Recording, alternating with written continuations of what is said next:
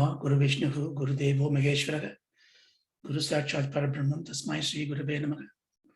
Sadashiva Samarambham Shankaracharya Madhyamam Asmadacharya Paryandam Vande Guru Parampara Sakna Bhavatu Sakna Punaktu Sakibiriam Karavavagai Tejasvina Vadidamastumavat Vishavagai Om Shanti Shanti Shanti.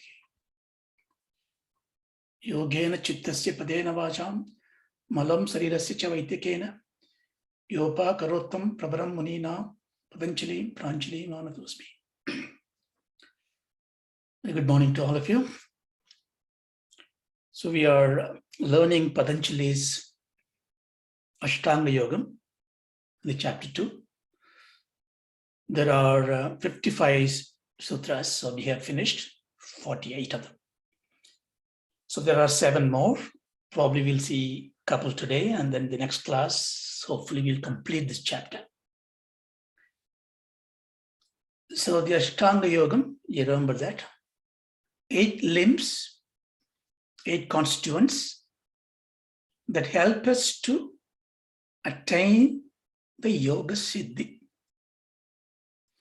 Yoga Siddhi, also Yogat Siddhi. All the Avantra Palam of yogas, it may come. The Mukhya Palam of yoga is Chitta Vritti Nirodham. Nirodham is not stopping, not a literal meaning here. Nirodham means Sattva Guna Paripurnam. Dominance of Sattva Guna in the mind, that is by controlling the Rajas and Tamas. That is yoga. Now, why at all we need this? Because we started the journey to understand and aspire for the Parama Purushartha. Purushartha means the goals. Parama Purushartha means the supreme goal. We have sufficiently, we are lucky to have good lineage, good satsang, good education. We have come to the realization that everything in this world, in other worlds, are important to enjoy, but they are temporal in nature. Therefore, we want an option to break this vicious circle, or even if I have an embodiment, I enjoy it purposefully, freely, without fear, abhayam. That's called moksha. So the moksha is not something you can attain by doing an action, because moksha or the freedom is our real nature. So that's the reason why we went to this Vedantam and asked the question. The teacher said, Jnanameva Kaivalyam, Jnanameva Moksha. Only with the jnanam that you are the eternal free person, you will not get moksha. That is what you need. Right, then give me the knowledge. Then he said, Shraddhavan lapate jnanam. To achieve that jnanam, you need Shraddha. What is Shraddha? Shraddha is the unadulterated, unwavering commitment to the purpose for which everything else can be discarded. It is not a blind faith. It is a conviction that there is the goal to reach, and for that reach, the Shastras, Shastra Jnanam, the Guru, the path is right way. Therefore, I will focus on it unassailably. Okay, so that's very clear. But then we looked at our approach to things. Even though I like to have all those good things, the Shraddha is not there, because I'm not able to, intellectually I'm interested in it, but my physical, my mental, my emotional state do not let me focus on it. Therefore, the problem turned to a different intermediate step, that I must make sure I have a mind and body that help me as the tools to me to go where I want to go. These are called samadhamadis in Vedanta. And the Guru said, right, there is this master, Patanjali. You go and learn this Yoga Shakti. That's why we are in this. So Patanjali, therefore, gave us the salient part of the scriptures that are contained in the most part of the Vedas, karma and upasana. Remember, in the Vedanta class, we discussed that. Vedas can be seen in logically into Veda Purvam and Veda Antam. Veda Purvam talks about the instruction manual for life. God created the world and he created instruction manual. This is instruction manual. If you buy a washing machine, if you don't have a manual, you may not be able to operate well. So the instruction manual tells you this world is diverse, differences, Vedam, Dvaitam. Very simple to see. You don't need Veda to tell everything is different. You can see. But Vedas tell you, how do you manage these differences? Tells you, you can see the unity in diversity. For that, you need a ritual, righteous path, virtuous path, dharmas. So dharma is the predominant driver for the Purva Pakam. And therefore, that translates into the do's and don'ts for karmas. The karmas gives you results. Expectation of results give you anxiety. You one up the results. You have the pava punyas. So you balance all those things. So Vedas takes you this path. Knowing that this is only temporary, it takes you this path. Then it tells you, right now, this karmas you are doing, let us modify it in two angles. First, choose right karmas. What is right karma? What is right action? Well, you have to learn from your teachers, your parents, your lineage, your shastras. We saw all that. Vidita karma, nishita karma, what to be done, what not to be done. So you choose the right actions. So at least you have taken one step correct. The right action will be qualified by your state in life. You are a student or a family man or a wanderer, or you are, a trader, a farmer, a banker, a priest. You define that. But then it said, right action alone is not enough. Because right action, when you do it for a purpose of attaining some benefits in this world, you also have the problem of getting penalties, punitive part, to do things wrongly. So how am I going to do these karmas, but not affected by the results? Then Veda says, now I elevate you from a karma adhikari to karma yogi. You bring the right attitude. Whatever you do with the Ishvara Pranidhanam, Ishvara Pradhanam, Ishvara Prasadam. Then you become detached to the results of it. So this is what we talked about it. Then what happens? Okay, I have done everything. I am maturing. I can understand it. But how do I go to this Purushartha Jnanam? Well, now you got this one. When you do the Karma Yoga, you brought Ishvara into the picture. Ishvara is anything you can imagine. It can be your Vishnu or Shakti or Saraswati or Parabrahma. Here Ishvara means that supreme Paramatma. Because you already brought that into the picture, you have expressed your true nature of love. In other words, you see, people normally ask the question, even some scholars write like this, you have Bhakti Yogam, Karma Yogam, Jnana Yogam, Raja Yogam. There are 4 different paths. You can choose any path. That is not correct. There is nothing called Bhakti Yogam per se. Of course, we do say Bhakti Yogam, but Bhakti is fundamental for everything. Vedas give you 3 paths. The Karma Yogam, the Karma Kandam, and the Jnana Kandam. Karma is by action, Jnana by realization. The transition happens by what's called Upasana Kanda.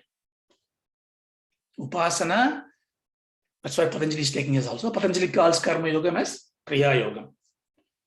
Upasana is giving you steps of Upasana by Ashtanga Yoga.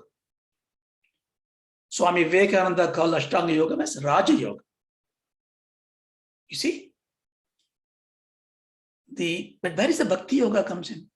Can we just say Bhakti Yoga is good enough? Bhakti Yoga is not an act. Bhakti is not an action. Bhakti is also not an emotion. If you want to say emotion, it's a pure emotion without any cardinality. It is our swabhavam, our true nature. Love is a true nature. You cannot love anything. Even if you say God, love God, you cannot love God. We try to love God. We try to say all the slogas. But all our love is, if you really look at it, it is because we want abhayam. We are afraid. I don't want COVID to catch me. Let me pray to you. I want my children to get married. I want money. I want that. You want this. So there is a power which gives you all that. Worshipping the power. That is not bhakti. That is not love. That's a relationship, yes. There's an affinity, he says. So Bhakti Yoga is a beautiful word. But Bhakti is not yoga. Bhakti is the essential nature that you must have in every yoga. Karma Yoga has nothing to do without Bhakti. Upasana without Bhakti, nothing there. Jnana Yoga without Bhakti, nothing there. So, who do you love most? You can say my lover, my wife, my children. But if you go deeper and deeper and deeper, you get angry at them sometimes. You don't like them sometimes. Why? If you love the person unconditionally, you may have attachments. Yeah, you may get angry at a child, but you still have attachment. Attachment is not love. What it is, love can be there only if it is you. You only love you. I mean, everybody else, you see a projection of yourself on that person as a child. So when you see a child, you love you because it's your child. The child is an embodiment there, but the embodiment you see you. You see? It's not derogatory. It is actually a supreme insight here. So if you want to have a true bhakti, true love, you have to love yourself. But bhakti is for the God. Yes, that means you love God as yourself. See? If you take that approach, then bhakti is completely internalized. It is the essential nature for every 3 yogas, Karma Yoga, Upasana Yoga, Dhyana Yoga, or Raja Yoga, what Vivekananda calls, or the Jnana Yoga. So Patanjali is actually giving us the Upasana Yoga in this chapter 2. The Upasana is what Vedas call. Upasana in Vedas, Vedanta especially, it is not giving you this is God. Tattvamasi. Vedas is going to say, it is you are the God. But to propel to that path, it is teaching you Upasana.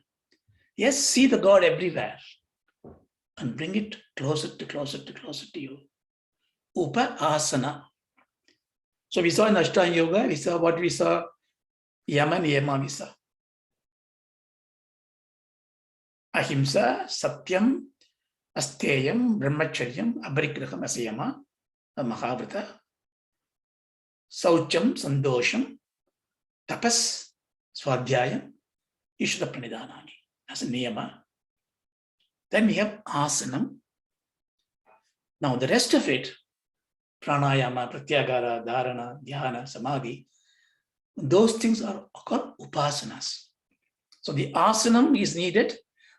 The asanam has to become an aid for upasana. Asanam is sthira sukham asanam. We saw that in the last classes, 2 classes. Find a posture which is very good for you to sit. Okay, I sat. Now what do? Take your seat. Now, this seat is not anymore your body. The body has been just stationed. In the body, you sit. The physical body, your subtle body sits. Your mind and other intellectual process, body-mind complex, they call it very famously, sits inside this physical body. So that has to sit closer to upasana. Closer to who? To the God that you love. But we know the God is in me. So this is where Patanjali is taking us. Okay. Now, we saw the asana. You probably, if you have some questions, we can take it later. Now we take it to the subtle part. Asana is a physical part. So if somebody shows you, this is how you sit, you look at the person and, okay, this is how I should sit. If you sit this way, you have this pain, you can feel it. So everything is in a way gross and tangible. You don't need any extra learning aids to inculcate those things. But when you go internally, more subtle, prana is a gross, subtle form. Then you have a pratyagaram, dhyanam. Everything is going to be subtle. There is no tangible measures to understand if you're doing the right thing. So for that, we need bhavana. Bhavana means imagination, visioning. This is not something, imposed on. In fact, we do bhavana every time. If you take your daily process, you have so many beliefs, so many bhavanas, you react. So bhavana doesn't mean it's not truth. But bhavana is a kind of adhyasam, a superimposition for you to ride towards the goal.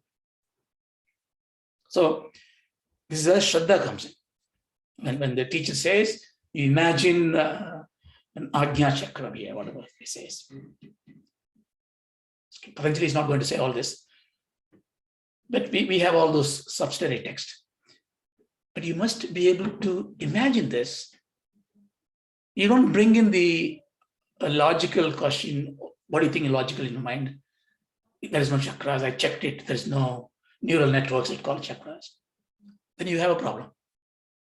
The idea is not, when the mother shows the moon, say, look at the tree, look at the branch, you see the fruit there, you see the gap there. The gap, if you look at it, you see the white disk on the sky, that is moon.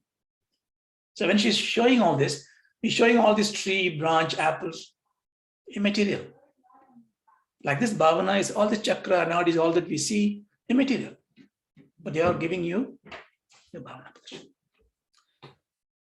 Patanjali got five sutras for the prana. Then he talks about pratyagara.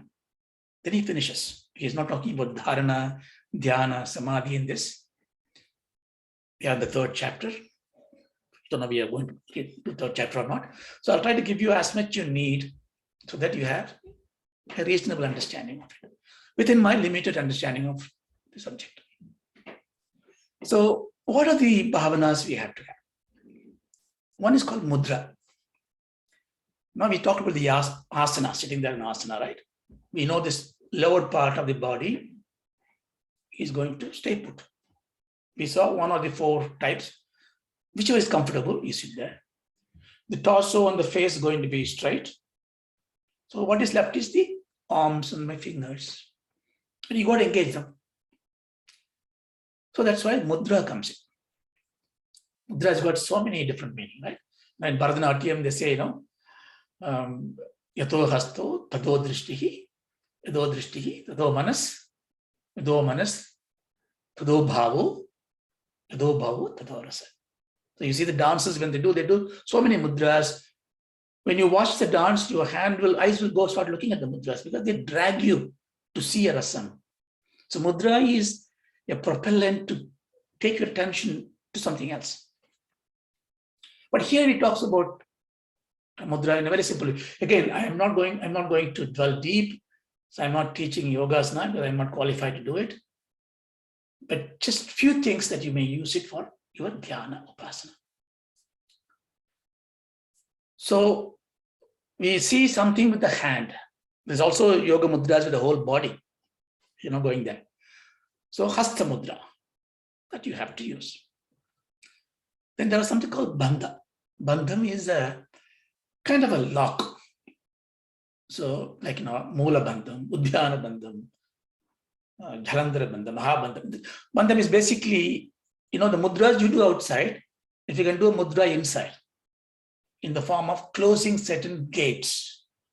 Like, when I close my throat, like that. When I swallow something and I close, it's called Udhyana bandham. That means nothing comes out of it. You can close your abdomen, pull your abdomen inside. Please don't try anything now, but so you need a proper instructor to teach you, but just for theoretical glimpse. You can close your rectum, like that, You can do all these three together, called Mahabandham. So these things are used in mainly on a Hatha Yoga. So we don't need to worry about that, just for knowledge. Then there is Nadi. So there are Nadis or, flow of life current, I say. They say all the energy. Imagine there's something flowing all over the body. Imagine, I say, bhavana. But the blood is flowing. The blood is flowing, blood cannot flow by itself. But the heart is pumping. Well, the heart is pumping, it cannot pump by itself. There is a vayu called Dhananjaya, and there's a little force called Dhananjaya in a vayu, which makes the heart pump. That vayu cannot do by itself. So if you go on going by the causal effect place, you need to have the life energy without which the body becomes insentient. Has to be there everywhere. It's not in one place, because I can feel a tickle in my toe. So the energy is flowing all over the place. So you must have the bhavana. The energy is flowing throughout the body. Don't compare it with the blood flow or nervous flow. Blood, everything is an effect. It is that flow of energy which makes the blood flow, nervous system flow. Imagine that way. So there must be a flow. If the flow is there, the flow has to be channelized. Therefore, there must be you can imagine a canal of flow. You have to give a name to it. It's called Nadi, Nati. Nati means river. So there are Nadis in this body. So this is also imagination, bhavana. Then Patanjali hints it. I think other granthas talks more about this. Again, we will not go deeper into this. So I should be able to focus my dhyana upasana, because what I'm doing, I'm moving from looking outward to inward, right? So now my body is positioned. Now I start looking at myself until I go to my innermost sanctum, where my Atma is there, Parabrahman is there. So I have to therefore look at each of my stop gaps in my journey, in my inward journey. Imagine yourself in a dhyana that you become an invisible person traveling inside your body to reach that peak of Meru, where you are. Imagination. So my stop gaps, where I start, where I end, or the important junctions, the important signaling points, where the routes are changed, are chakras. So it helps you to vision these chakras in your body, and there are so many different teachers give you so many different ways, and someone who was serious about it will learn that way. Don't get distressed, because all this is to achieve the dhyana. So you need a bhavana chakra. Then a specific thing. Once you know this bhavana, then there are certain aids, 3 aids: mantra, yantra, and tantras. These are all not in Vedanta, but this is all the different schools, Saktam schools, in the. Say mantra is, the man, the root is, there's so many ways you can define it very quickly. Manas, you can say manas. Tra is the instrumental case, which is basically to move, to transcend, to take. So mantra is that which takes your mind towards the goal, but using certain sabda, mystical sounds. I say mystical because now you can say, so it is not a mantra, it's a slogan.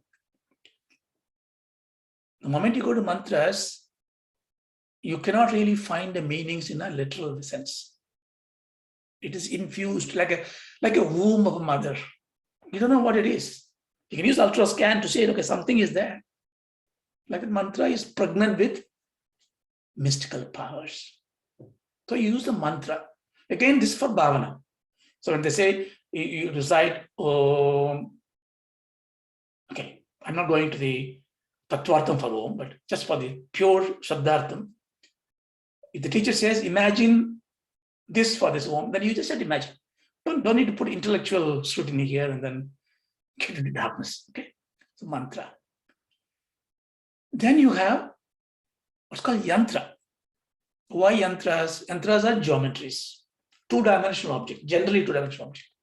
If you make 3-dimensional, then it beats the purpose. Why? Because the Saguna Brahma Upasana is you worship a god in a form, in a vigraha. See, the whole Shaktam, Shankara did not oppose it. Shankara reformed some of those, this gives you a lot of antaraya palam, secondary benefits, and you can go on the secondary benefits and create a new culture, new religion. Religiosity can come. So he streamlined it, but what yantra and tantra? Yantra trying to bring your attention to lower dimensions. So everything becomes 2-dimensional. So 2-dimensional, I can put a picture, yes, you can put picture, but then you bring it down to some geometry. So there are a lot of yantras. The yam, tra, again, you have the tra, the moon. So yam is the one that's an engine that moves, that creates. So you have, there's a bhavana. If you go to the Sri Chakra Upasana and Sri Vidya, the whole body is seen as a yantra. You take the whole 3-dimensional body and then you flatten it up into a yantra, and then you see all those things. And then you can attach some logical names. The Bhavana Upanishad just talks about the whole thing. Okay. The Tantra is, again, Tra is the instrumental case. Tan is, exaggerating, stretching, manipulating, differentiating. Also, it can be seen as Prana. Prana means liberation. So it is extending this bhavana. Tantra is extending the bhavanas in such a way to give Prana, to give the emancipation. So it tells you, do this way, do this way, do this mudra. It looks silly, right? What is it for? But if you do that with the bhavana, do that with the mantras, then it is going to take you to the path. Because when you start putting your shraddha in this, what you think, you become that. Every creation is in somebody's mind as a thought before. 100%. That's why things, when you're born, we see, okay, this must be a creation of God, because it has been God's mind. Manasaka. Anything you write, anything you create, it's in your mind first. So it has got a manasika state, then it's got a temporal gross state, and then it dissipates again. So you can say that everything I create is my dream, my bhavana, right? So this 7 or 8 things are important to know. Some mudras I just show you, which neutral things. Anjali Mudra, everybody knows it, just praying it with all the fingers touching like this. And if you go to the, probably you'll find the internet on so many books, so many benefits of all those things. You can find out. But this is something which we use. Anjali Mudra is something which we do when we do the dhyana. This is very, very important mudra. It's called dhyana mudra. So when you sit down like this, so if you put left hand and right hand on top of it, or the other way, you get used to it. Then make sure these two tip of the thumb are slightly touching, not pushing against each other, just touching it. You can feel it is touching it, or slightly touching it, and just keep it on your lap.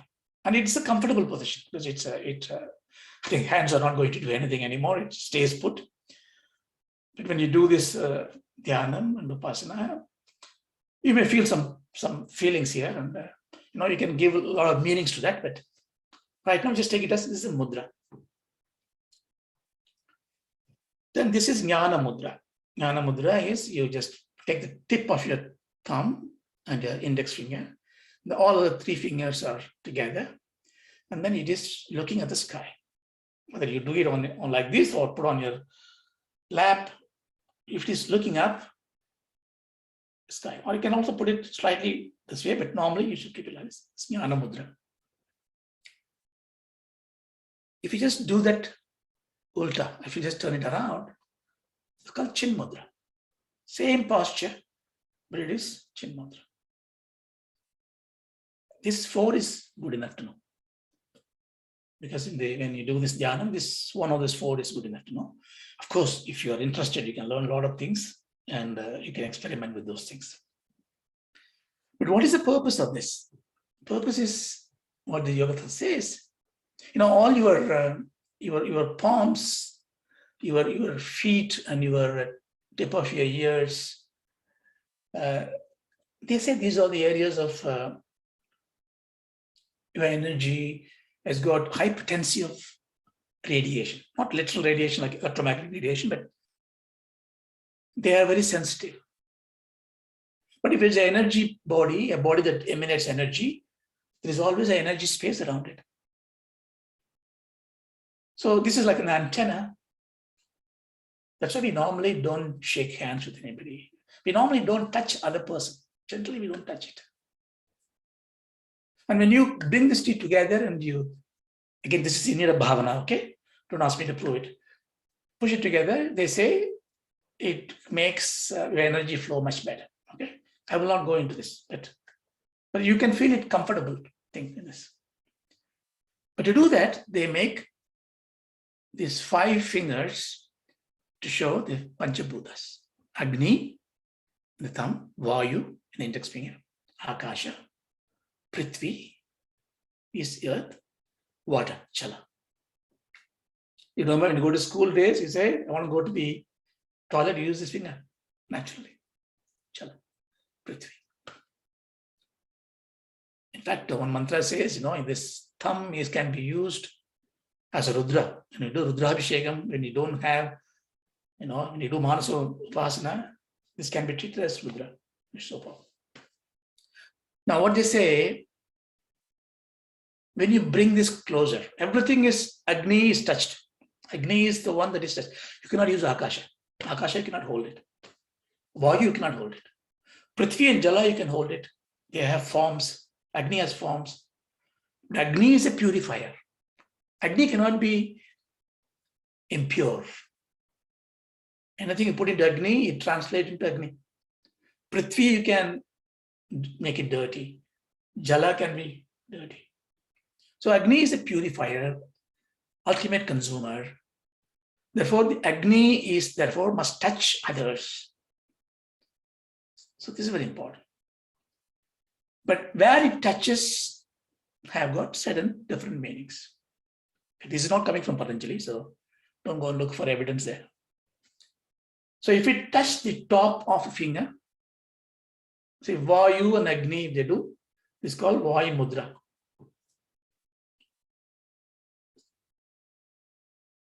technically, this should touch the base of this thing, and then it goes over it. Goes over means it is being painted by Agni. It is being swathed by Agni. Agni is purifying that Vayu, and Vayu is playing oblation to Agni. So the Vayu is controlled. Vayu is purified. So when you have a Vayu trouble, they say, this is going in a esoteric way, but if you do this mudra, then that part will get purified and things like that. So same way you can imagine now this could be Akasha Mudra, Prithvi Mudra, Jala Mudra. Then you have a combination of this. So you can see you can create so many mudras, and you can have an exercise, go and find out the names, and they're very interesting, just find out what it is. We don't need all those things in detail. Maybe one thing you may need to know, Prana Pranayama Mudra. So here you bring it here, especially those gentlemen who do pranayama may have learned this one, and then you bring this together. So this, now you know this, you don't say little finger, ring finger, this is Jala and Prithvi with Agni. That means the three of them, three formful Panchabhutas are taken. The two formless ones, like Vayu and Akasha, is taken out. So then this is how you do the pranayama, you bring it to the nose and things like that. So this is the mudra, it's an interesting mudra. Some people do this one with this way. So, if you therefore learn from a guru to do upasana, and they ask you to take a mudra, the purpose of taking the mudra is to firstly to engage your finger, not to do anything else. Otherwise, you'll be just biting the nails or not twiddling your Twitter feed or WhatsApp feed. So keep in mudra, keep it there. Then to create bhavana imposition, you understand the finger's power, implicit powers, and the mudra's lakshana, and you maintain it. Okay. We will leave this bandhas, the hatha yoga, we don't need that.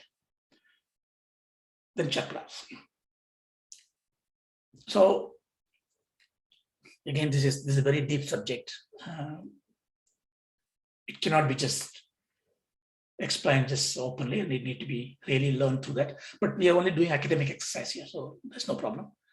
So Bhagavan and Saundaryalagiri say this sloka: Mahim Mooladhare Kamavi Manipure Kudavaham Siddham Swadhisthani Hridi Marutam Akasham Upri Manobi Bhumadhye Sakalamabi Vitva Kulapatam.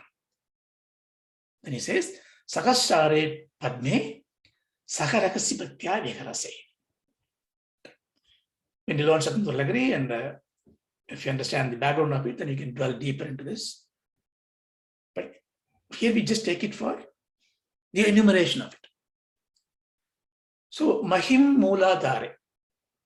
Mahim means Prithvi, earth. Maheshwar, Mahima. So this Mahi, the Prithvi Tattvas, Prithvi is the ground. So where you sit is a ground. So when you asana, when you sit down, your bottom sits on the ground. So in your body, so we ignore this lower part of your leg and everything, because they're all sub part of it. They're not important. It's only the torso on this. So when your torso sits on it, where it sits on the ground, imagine a spot. Generally, they say it's halfway between your genital and the rectum. Where it sits. It's called Moola Adharam. Adharam is the basis. Moolam, the root basis. Mooladharam. So Mahim Mooladhara, the earth placed on Mooladhara. So therefore, when you do this, when you go to the dhyana, when you do the upasana, when you're thinking of focusing on Mooladhara, then you basically think of the earth is there. You don't have to think about your body part, you think about the earth being there. That means you are sitting on the top of the earth and you are doing dhyana. This is imagination, but it's a very good imagination, it takes you up there. Then Kamabi Manipuri.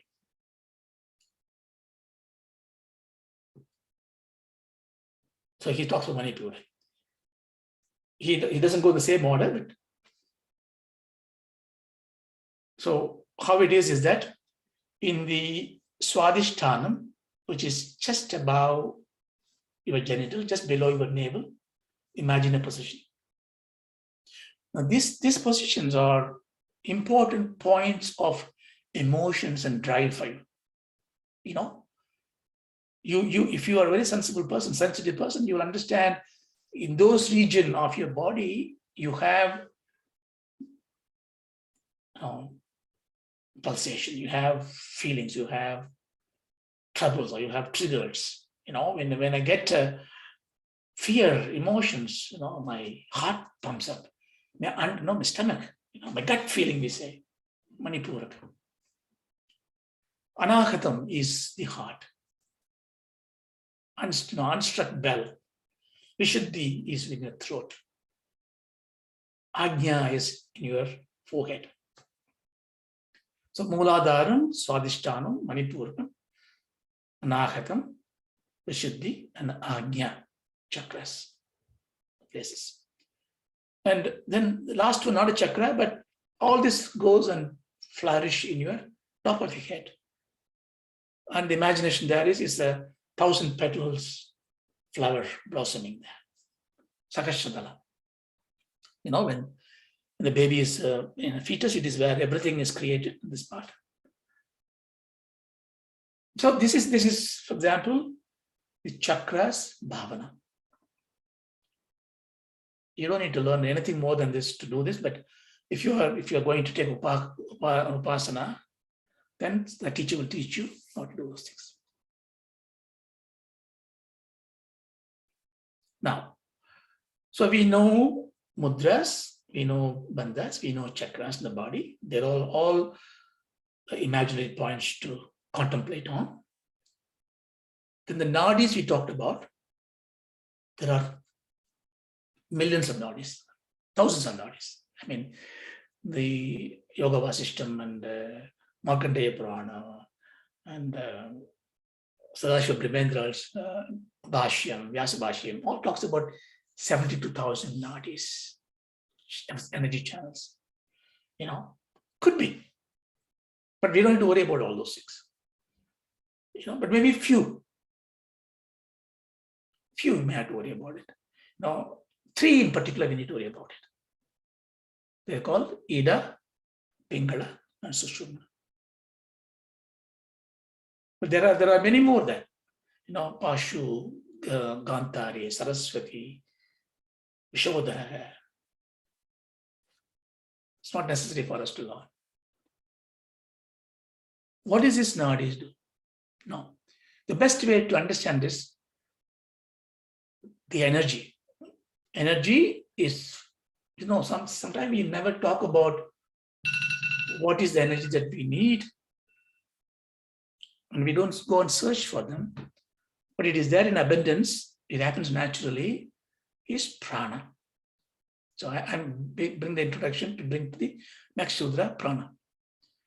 So prana, you don't really get up in the morning. Well, I got up today, I need some prana. You don't. You look for everything else. The life energy is given. That's one of the reasons we really don't care until it comes into trouble. So the great rishis are telling you, please take 5 minutes every day. Just think about it. So the prana, again, it's why do we take prana as the best way to understand this nadis? Because it is a very tangible form of energy in terms of respiration. Prana is not respiration. Respiration is an indication of prana is running. If you don't do this respiration for a long time, then prana is gone. So don't ever think prana, of course we call prana vayu, but the vayu goes to say there are 5 vayus: prana, apana, udana, vyana, samana are important vayus. The prana vayu is that what you inhale. You inhale prana vayu. That's not prana, okay? Prana is the overall life energy. The prana vayu is the vayu that you inhale. Apana vayu is the vayu that you exhale or you excretion. All that is that goes out of your body is apana vayu. Udana vayu is the vayu that is helps you. All this vayu, they are correlated to some bodily functions. So therefore, you know that prana vayu is energy, create oxygen to the body. Apana vayu takes away the rubbish out of the body. Udana vayu helps to swallow things. It sits in the throat, drinking water, swallowing stuff. How do you swallow? You look at this machine. This is a wonderful machine. It's a biomechanical, electrical, pneumatic, hydraulic machine. So, Udana. The Udana also is the one which takes the Sukshma Sarira away. Even though we say Pranan is gone and somebody is dead, actually the one that is lifting the Sukshma Sarira from this Sthula Sarira is Udana Vayu. From here. Then there is Vyana Vayu. Vyana Vayu, when you do Pariseshanam, you do this Pranaya Swaka, Pranaya Swaka. The Vyana Vayu is the one that spreads across this body. What spreads across the body? Blood. But this is the one important to push the blood. The stagnant water, when the air comes in, the water starts flowing. The way this Vyana Vayu is the energy movement part. Then you have a Samana Vayu. Samana Vayu is one which is in the abdomen, in the gut, to digestion. Then you have other little, not little, sub-vayus are there. Like Dhananjaya, I told you. Dhananjaya is the one that pumps the heart. And there is one called Naga. That gives you hiccups. There's something called Kurma. Your Unmesh, Animation, your twinkling eye, your winking eye. When you do that, there's no, how does it work? And that works by the wind power. It's called Kurma. There's a Krikaram, it's something called sneezing. So like this, you have wind power, but all coming from this prana. So when you do the pranayama, prana, you're controlling all the flow of this air and the flow of the energy, invisible to energy to us. Therefore, when you do the pranayama, therefore, we understand by regulating the prana, I can regulate the energy flow. So we ignore the breathing by mouth for a while. Okay, that's also a particular pranayama, but we ignore that. So when you breathe, normally we really don't care about breathing, do we? Now, the moment normally we don't care about thinking, do we? Thoughts comes, we react. You never say, okay, let me think. Okay, we say that, let me think. But you don't really do a deliberate thinking because thought comes to you. You cannot think. Thought has to come to you. You grab the thought. You are only a witnessing person there. Thought happens in the mind. Same way, the breathing, if you look at it, what makes it the breathing? Who is pulling the air from outside? Who is pushing it out? You don't know. But if you look at it for a few minutes, sit down 5 minutes, Sthira Sukhamasana, the exercise just to watch your breathing. The moment you start watch your breathing, you will see, you will struggle for some time. You were never struggling before. But when you start watching it, you struggle to breathe because suddenly breathing becomes very shy. Somebody is looking at me. Either it goes fast or it goes slow. Now that is the trick. Because it is looking at you, you're looking at it. That means you have a control over it. The mere observation. In fact, you will see when Vedanta comes back again, when you go to Upasana, all these rituals you do, finally will end up saying, see, Upasana is a karma. Puja is a karma. All karma yoga. But pure Upasana is manasa vyabharaka. You save the mind, you just stay put. You become observer of it. So here, therefore, you observe this. What the best thing you do, you go and look at it. You go yourself, put your nostrils in a window, and you breathe. You can see this vapors coming and plotting on this glass. They may not be equal size, or they may not be on both sides. Or you can even feel it. Sometimes you breathe from the right, sometimes breathing in from the right, sometimes breathing from the left, sometimes alternate, sometimes you breathe on both sides. You don't even know, right? I don't even know, because I never looked at it. This is my most important point of my life. This is my life. This is life. I never bothered to look at it. So the first step is, look how I breathe. Don't need to do any complex exercises. Am I breathing? Am I going from the right, left? How do I change it? The only simple thing I know is I close it. So I have to now go from the left, come from the left. I have a control, physical control. Okay, I can only do it when I don't have a sinus problem or a cold problem. So make sure that you are okay to do that. So you can see the air flow goes inside. This is the only two ways air can go, ignoring the mouth for a minute. It takes one path and comes the other path, and vice versa. So I have to have a control on the passage in which it goes. So therefore, there are going to be instructions how to do it. Therefore, instead of saying right, left, the power of the energy that goes in the undercurrent of this air. So if I am breathing from the right, there is an energy that is pulling me to breathe from the right. Do you understand? The energy is not this pranavayu itself. Pranavayu is going to give me energy inside to do other things. But even to suck this pranavayu, I must have an energy, a life energy. Now, if it is letting me bring from this right, and then it is flowing through the right side of my body, they call it Pingala. Just the name. If it is, it doesn't matter whether it's coming in or going out. It may be going in the right, doesn't matter. It's still a Pingala. If it's operating on my right side of mind. Why it is so important, right and left? It's important because you're going to use this positioning as a placeholder to focus your mind. So Pingala is energy. Forget the Vayu anymore. Forget the respiration anymore.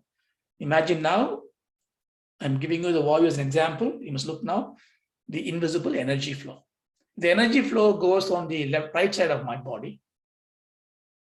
Wait a minute. Energy cannot be just on the right side. It has to be on the left side. It has to be in the middle. Yes. But we are giving certain names so that we can alternate and control it. So the energy flow on the right side of the body is called Pingala. The left side is called Ida. Now our Shastras are so beautiful in imagination and so tender in not giving education. No, it adds so much reverence to this. It's going to add for each one a devata, a god form, so that you approach it with great reverence. So the Pingala is called, the Pingala Nadi is therefore called the Surya Nadi, the sun. Why? We don't know. That's what it's called. Ida is called, you might have guessed, Chandra Nadi. Okay, I got two nadis now. It's quite useful to correlate to my respiration. Therefore, when I learn pranayama, it's going to help me do something with these two nadis. Yes, it does. Therefore, when you do this pranayama properly, you will see this benefit of it. Let me interject this one. Okay, Patanjali does not say it openly. Pranayama is not a play. It's not a game. Don't get excited by this and then go and take a book or something and start doing complex pranayamas. And it's very, very, very dangerous. You must only go with the teacher or just do simple things. I'll tell you what it is. That's enough, as Bhagavan Ramana says. But here we are learning for academic exercises, okay? Now, these two, what happens to these two? They have to circulate the body. this is all coming to debate, right? It's all people's visioning, and so many texts say different things. So one text say, for example, the Pingala goes like this. Now imagine the Nadi energy to be the Pranavayu. So it goes through my right. Then it takes a circle around it, a pradakshina here, and then it goes to the right. Same way the Ida, if I breathe from here, it goes like this. Take away, and then come back like this. Bhavana. So what is it here? We need a play name for it. We said Ajna Chakra. Placeholder. Don't take a physiological examination on this, okay? So Ajna Chakra, my breathing therefore comes in. This is very important chakra. People say, you must go and die in Varanasi. When you die in Varanasi, you get salvation. Well, I commit all the crime in life.